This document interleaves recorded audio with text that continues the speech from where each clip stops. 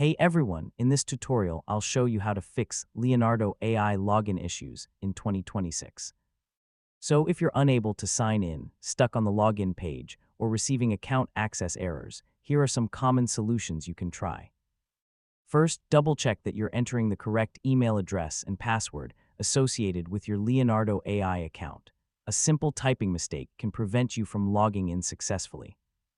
Next, if you've forgotten your password, use the password reset option and follow the instructions sent to your email. Yeah, this is often the fastest way to regain access to your account. If you're using browser extensions, temporarily disable them and attempt to sign in again. Some extensions can interfere with website functionality. You can also check whether Leonardo AI is experiencing maintenance, service interruptions, or authentication-related issues that may affect user access. If you've recently changed your account details, wait a few minutes and try signing in again to allow the updates to synchronize properly.